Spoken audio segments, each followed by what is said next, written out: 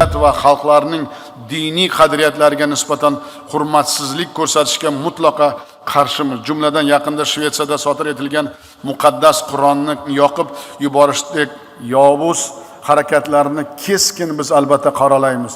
Yer yuzidagi millionlab insonlarning dini diyonati ezgu hissiyotlarini haqorat qiladigan bunday holatlarga aslo yo'l qo'yib bo'lmaydi.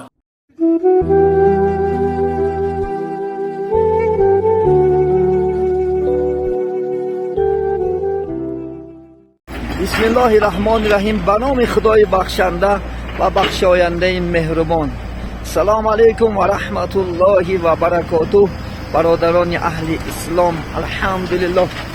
امروز خداوند انشاءالله ما از این سیلت راس جایی که سیل می رود خداوند انشاءالله شغال برای مسجد در کار شد. الحمدلله خداوند انشاءالله امروز این برادر خداوند من در خدمت هستند. انشاءالله خداوند این برادر خداوند انشاءالله امروز در خدمتند.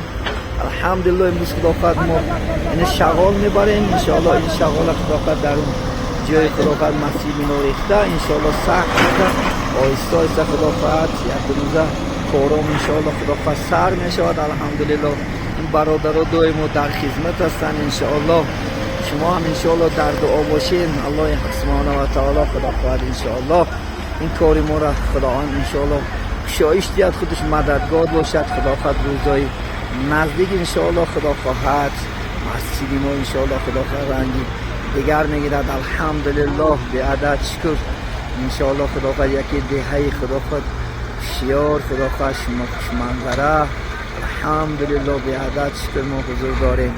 انشاءالله برای سخاوت ما میگم پیامبر بزرگ علیه السلام تن یعنی سخاوت یک درختی است انشاءالله در جنت که شاخهای وی انشاءالله در دنیا است که در دنیا سخاوتمند می شود و دائم انشاءالله خیر احسان کرده میستد.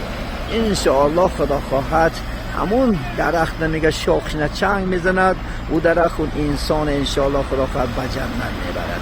بخیل هم انشاءالله در دوزخ یک درخت است گفتن شاخهای و انشاءالله چی است در همه دنیا است کسی که انشاءالله خدا خواهد بخیل می شود و خیر احسان نمی کند همون درخت شاخش به دوزخ میبره. میگن عزیزان من انشاءالله بیاین در این دنیا سخاوتمند باشیم. در این دنیا خدا خواهد برای آبادی انشاءالله خدا خواهد وطن برای آبادی خانه خدا برای مردم انشاءالله نفرسان باشیم. پیغمبر میگه دو خصلت است که از وی خوبتر نیست.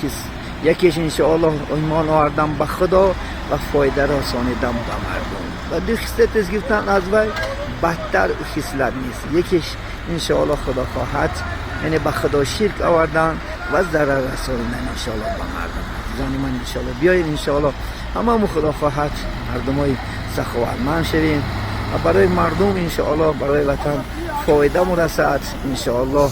الله سبحانه و تعالی خدا خواهد در این دنیا نام های ما و شما انشاءالله جاوید میماند.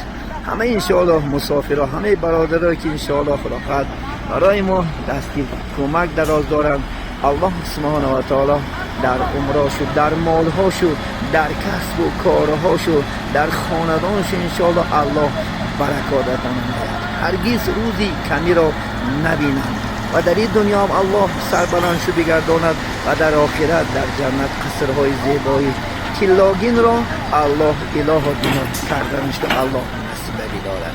السلام علیکم و رحمت الله و برکاته.